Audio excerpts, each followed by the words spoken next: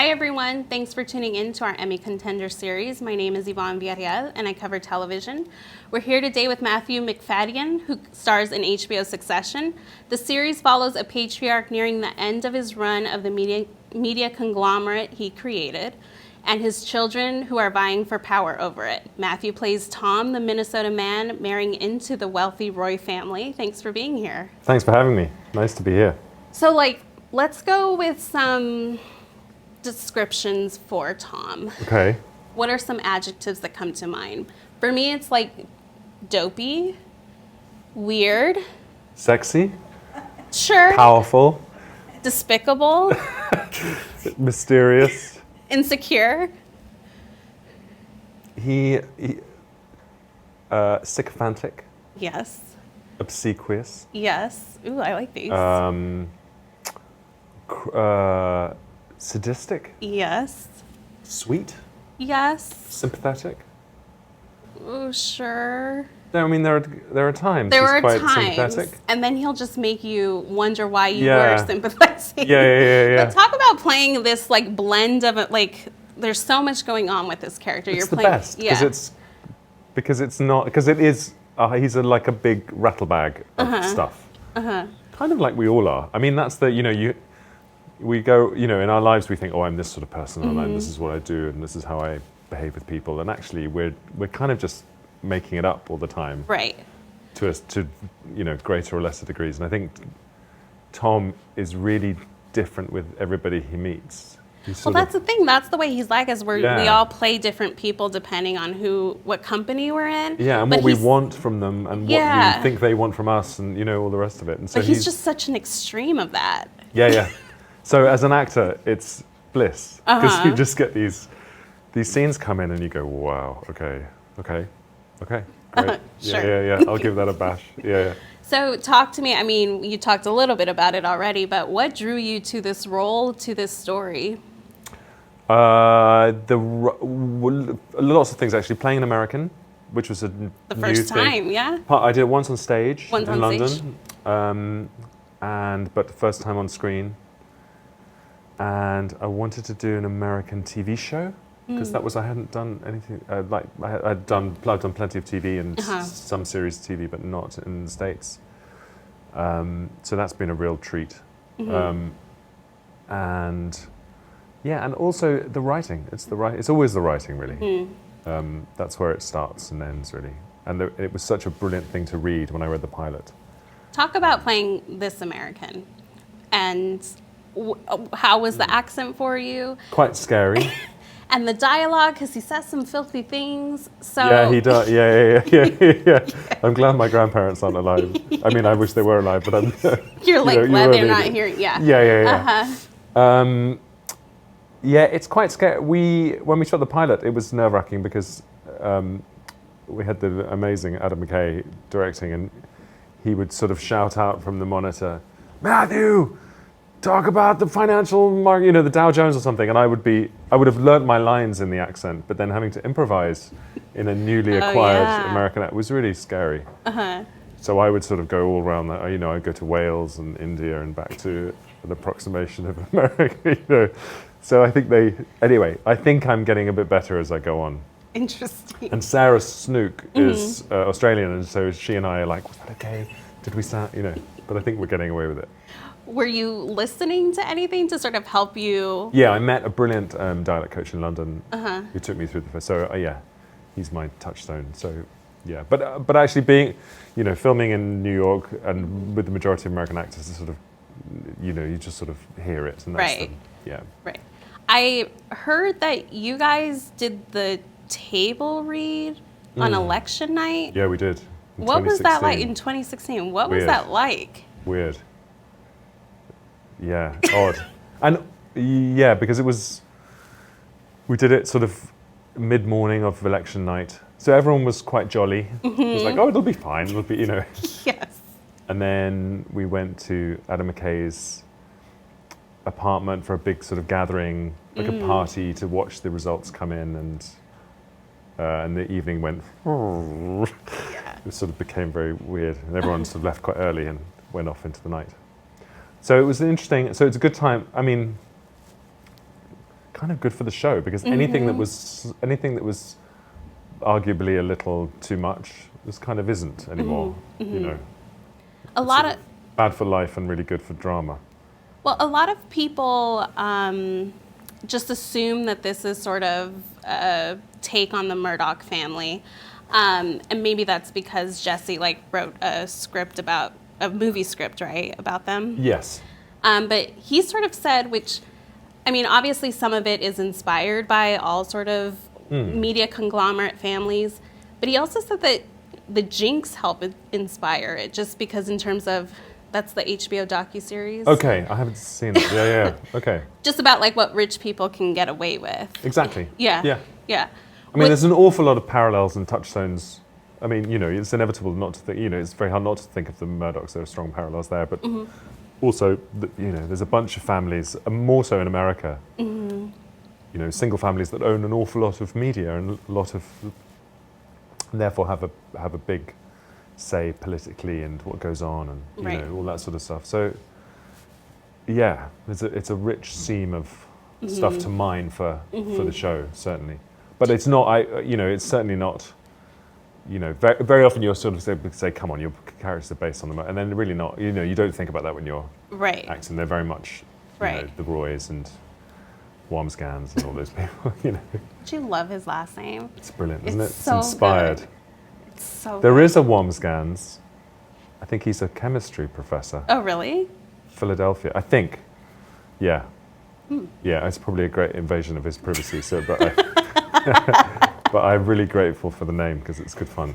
Do you find that you're sort of more interested in learning about these types of families, or are you more aware when you see headlines now? Yeah, inevitably you sort of think, oh, we had it's a fascinating world to a degree, and we get to film in a lot of really nice locations. You get to have a good gawp at people's houses, because they let the film crews into these extraordinary apartments in Manhattan and houses in Long Island and the Hamptons, and amazing. So that's good fun. I was going to say, what have you learned from We this learned, world? there was one thing that Frank Rich, our producer, said to us quite early on, is that he had spoken to somebody who was sort of advising him about, I don't know, how the wealthy people operate, and he said there are far too many. They saw the pilot and said there are far too many overcoats and gloves and hats, because really, properly rich people don't need them, because they go from the apartment to the car to the helicopter to the jet. It doesn't. You don't need a big cashmere overcoat, because you don't really get cold. So we got rid of all the hats and scarves and stuff. It was great. So then you were just freezing in between takes? Yeah. Yeah, exactly. Yeah. Have you ever tried, Tom is someone desperately seeking not even the approval, just the acknowledgement from Logan. Have you ever been in that situation where you're just trying to get somebody to acknowledge you or look at you? I'm sure I have. To please somebody? I'm sure I have at some point in my life, but yeah. So you sort of start with that little. There's a sort of memory somewhere, even if you can't quite pull it out, and then you just sort of use your imagination and add it to the scene. Do you know many Toms? I think I've met certain. Yeah, I've met them over the years. Maybe there's somebody. I think there was someone at school who. This sort of bullying aspect, not to me, but you sort of see how people operate, and you think, why is that? Or it's sometimes quite unsettling because you think, why is that coming so easily to me? Why can how can I plug into this so quickly? So yeah, but it's quite good therapy to shout at cousin Greg. Is it? Well, yeah, acting is quite good therapy because you can sort of have a cry and have a shout and do silly things, and then you can be quite normal and boring in your real life, and it's okay. What do you make of that Tom-Greg dynamic? I love it. It's so fascinating. I love it, yeah. What is it like playing off of each other, and the things that you get to say to him are sort of bizarre and terrible. It's such a weird relationship that they have. Maybe Tom's a little bit in love with Greg. I don't know. I think it's best as a mystery.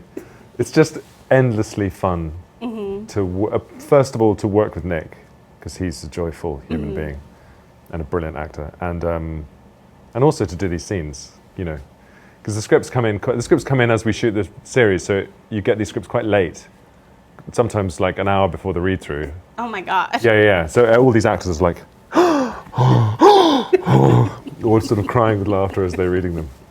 Are And you? No, go all the ahead. Greg and Tom scenes are just like that. They're just heaven. What are the bloopers like on Succession? I don't know. I've never seen. There must be hours of them. I got a real problem with laughing on set. It's really You bad. do? Yeah, it's chronic. Really? Yeah, terrible. Is it usually the Greg scenes? Yeah. Yeah? Sometimes with Sarah. Sometimes, and also the Succession does a lot of big ensemble scenes, like big dinner party scenes, and that's very hard sometimes. Kieran is very. I can't look at Kieran. So yeah, there's problems. Have you gotten reprimanded? Like, get it No, together? but I can see people getting slightly, like, the gag's worn off and everyone's like, okay, come on, behave now. So what's the trick to toning? I don't know, I haven't Because found I the would trick. feel like I would just do it more if I know. Yeah, it's directly proportional to how much trouble you're going to get in. Yeah. It's your ability to stop laughing. So if someone says, come on, I'm gone, tears, you know. Was that a problem, like, on Howard's End or Pride Yeah, and terrible. Me and Prejudice? Hayley, awful. Really? Hayley's terrible. She's terrible. I'm sweating thinking about it. It's just, or the You nerves. need to do more comedies. I want to spin I off know. with Tom and Greg. Yeah, Something. yeah, that would work. I think it Right? would work. Yeah, we could sort of go to. California Pizza Kitchen. Yeah, we could go and open a sort of Waystar in Tokyo or something like that, or the Middle East maybe. So have you never been to a California Pizza Kitchen? No, I went past one in a cab in New York recently, and I sent Nick a picture. I love This that. this one in Near Gramercy. I think. You need to go to one. I do. Cajun chicken linguine. And the peach It's iced really good, tea. apparently. And the peach iced tea. Right. Yeah. Tell you that. Okay. So what has been, I can't even talk about the scene because to say the words that Tom says, like, it would all have to be bleeped. Right. But there's that scene at his bachelor party Right. Yeah. where he's telling Greg about A certain sexual encounter that has Yeah. happened. Yeah. And he's really jazzed about it, like, because he thinks he's this cool Thinks guy. it's really sexy. Yes. Yeah. What do you do when you Well, read that? he wants to think it's really And he sexy. wants him to think that. Yeah. Greg, yeah. It's really important for Tom that everyone thinks what he's done is quite hot. And it's not. It really isn't. No. At all. It involves bodily fluids. It does. Closed loop system is the word he uses to kind of. It's filth, really. I'm disgusted at the writers. It's nothing to do. It's my job just to say the words, but you know, Jesse Armstrong. So when you read it's that disgusting. scene, like what went through your mind? First of all, I laughed with joy at it, and then I thought, oh God, how am I going to do this without cracking up with Nick? But we got through it. Yeah. Do you have a favorite line or a favorite moment of Tom's? I get to. Well, it's. Am I allowed to say it? Are you allowed to? Yeah. I got to say, "Buckle up, fucklehead." So that I can sort of die happy now because I've said that on TV.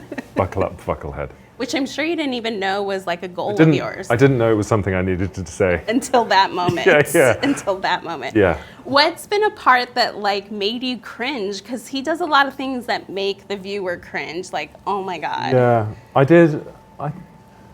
There was one scene we did, a big, and I didn't really have much to do in it. It was a scene, Jeremy has this brilliant, hilarious speech about eyeballs, getting as many eyeballs as he can onto the media content. But we had a huge boardroom in this building in downtown in the World Trade Center.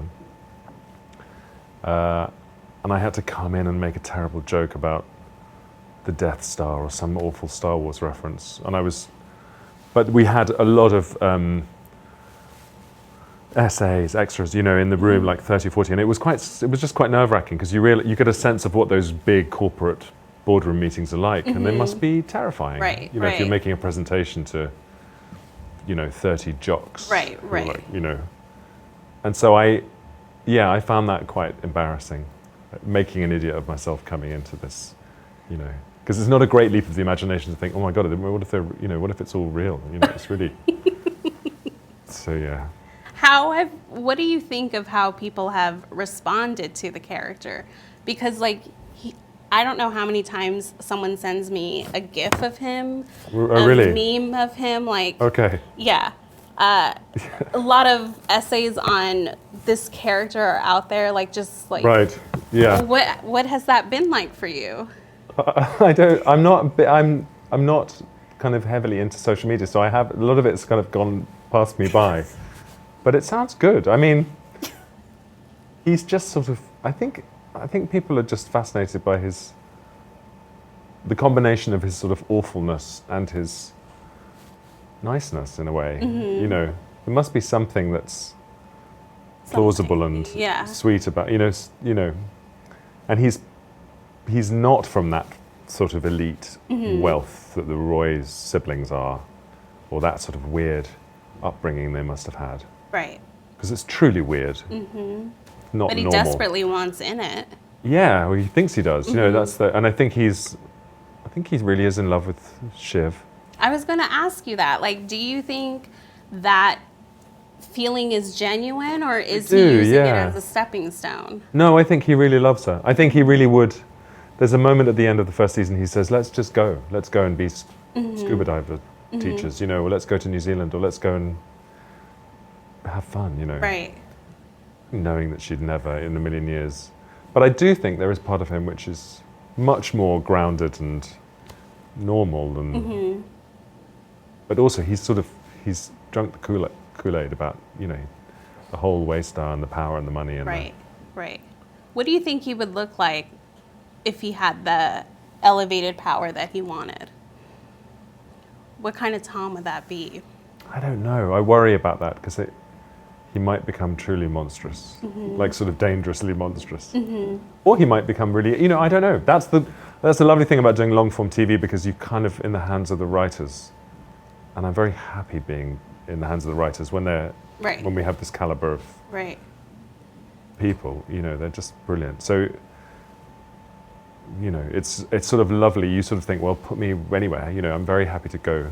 You know, it's nice. Do you think of his backstory much? I mean, we got a little bit about his mother, but like... Yeah, we had... not too much, but I kind of have an idea, you know. He's from St. Paul, and his mum is a lawyer. His mum is an attorney in the Twin Cities. What kind of kid do you think he was? Sort of, I think he had a very happy upbringing, only child, probably quite fussed over. Do you think he had many friends? Yeah, well, he has the Fly Guys. Matt and Jonas, the Fly Guys. And they have the Fly Guy code. Yes. Which he manages to break. Of course. Yeah. And they come to the wedding as well. Yeah. But I think inevitably he sees less and less of them because of the sort of circles he moves in the city. And yeah, but I think he probably did have quite a few friends. I think that's why Shiv was attracted to him, because he was, you know, he was a bit of a goofball and a bit just happy and relaxed. He's just happy. Like his default position is quite. It is happy, yeah. Mindlessly enthusiastic about stuff. Right. What do you think was like the most jerky thing he did? Like deplorable. I have no idea. No, on the show. Oh, on the show. The worst thing he's pretty horrible to Greg. I mean, he's pretty. I think he was like punching him on the beach. Where was that? But wasn't he hitting that? Wasn't that on the beach? Yeah, when they were out jogging, Greg tries to tell him that he suspects Shiv's having an affair, and Tom won't hear. But I do think there's a moment at the end. There's quite a lovely moment of reconciliation at the end where they have a look, and I think Tom acknowledges that Greg did a good thing after he's made Nate put the wine back in the bottle, and so I think as season 2 goes on, there's a nice development of Tom and Greg. They sort of end up working a little bit more together, maybe, you know. So. Well, I was going to ask you. I know production has started on season 2. Yeah, we're like halfway through now. Yeah. Halfway through. What can you tell us about the journey that Tom will be on? I don't know how much I can tell you without And also, I'm a bit of a blabbermouth, so I should try and be very careful about. But it's good. It's good fun. It's more of, yeah. They're married. They moved apartment. That was quite exciting. And he's sort of heading towards a bigger job within the family firm. Okay. Yeah, it's good. It's Are good. the lines just as like ridiculous? The top first season. Yes, on occasion. Okay. Yeah. So this being something you had set out to do, starring in an American TV show, how would you describe the experience so far? I've loved it. I've really loved it. I mean, it's sort of. I live in London, and I have a wife and 3 kids, and so it's for my life. It's good. It's as good as it can be if I'm going to be away and be working, for an extended period away, because I can get back fairly regularly. It's an ensemble piece, so I'm not on every day, nor is anybody, and you can get back for a long weekend quite happily. Do they come out to New York ever? Yeah, they did last season. Okay. But they're all they're at school, Yeah. So it's really good. And also, it's just HBO are fantastic. The crew are as good as any I've worked with or could ever hope to work with. Especially the way we shoot it has a sort of almost documentary feel about it. So that you realise how skilled the sound mixer is and the camera operators are, particularly because we don't shoot in a conventional way, like, And there are picking long everybody up. scenes There are sometimes. long, 5, 6, 7-page scenes. Yeah. And these, the camera crews just pick the actors off. They know the scenes as well as we do. It's really brilliant. I read somewhere that, like, when you were younger, I don't know if this was like high school or middle school, that you desperately wanted to be in drama and did like 18 plays. I did, yeah. I did lots of plays at school, yeah. But like 18? That I did, seems like a lot. I know, yeah, I did it, yeah. I know, it was... Wow. Yeah, I was really lucky. There was a brilliant drama department and a great drama teacher, and it was great. Yeah, because in high school, we only put on like one show. That's why I was like, how did he do 18? Yeah, we had like house plays and then school plays, and we'd tour, we went to the Edinburgh Festival, and we went to Texas. Bizarrely, we did a school swap thing. Wow. With a school in Galveston. Amazing. But how do you do that and like keep up with your schoolwork? Exactly.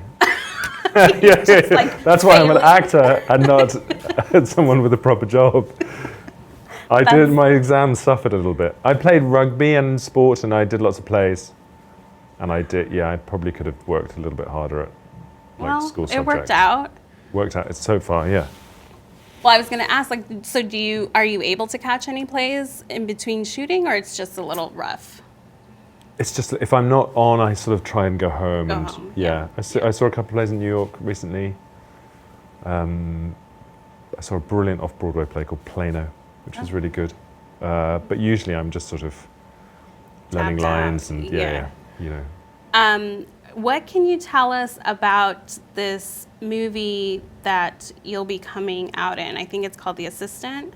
Yes. When does that start? I don't know. The movie's been shot. Oh, it's been shot. It's been done. Yeah. Okay. I had a day. A day on it, and it's about the life of the day of a day in the life of an assistant in a sort of movie studio with a boss. With a boss. Yeah. That echoes Harvey Weinstein, right? Possibly. Yeah. What role did you have? I played the head of human relations. Oh boy. Yeah, or human remains. My dad used to, HR. Yeah. It is human relations, isn't it? Is that what it stands for? Yes. Yeah. What was that like? Good fun. Yeah, sobering. Sobering. Yeah. You understand? With a brilliant actress, Julia Garner. Brilliant. She's so amazing. good. Amazing. Yeah. So good. Yeah. So we don't know when it's coming out? No, I don't know. Okay. Yeah. Yeah, no idea. Well, we'll be looking out for it. Yeah. Well, we're going to end things with a lightning round. Okay. You'll answer questions here. Okay. Be nervous. Yeah, I'm feeling nervous. Last show you binge watched? The last show, Fleabag. Who is going to win Game of Thrones? I've never seen one episode. Just say coffee cup. Yeah, coffee cup, Stumptown, Starbucks. What classic TV show would you have loved to be on?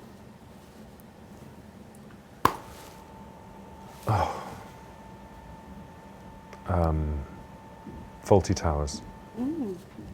What's the worst job you've ever had, and it doesn't have to be in acting? Working in a pub. Really, why? Because I couldn't, my maths is hopeless. And it was before I had to add it all up in my head and I couldn't do it. God, I'd be so bad at Horrendous, yeah. So bad. Yeah. Well, thank you so much for being here. It was a pleasure. For all you, if you want to check out more of our Emmy chats, head over to latimes.com.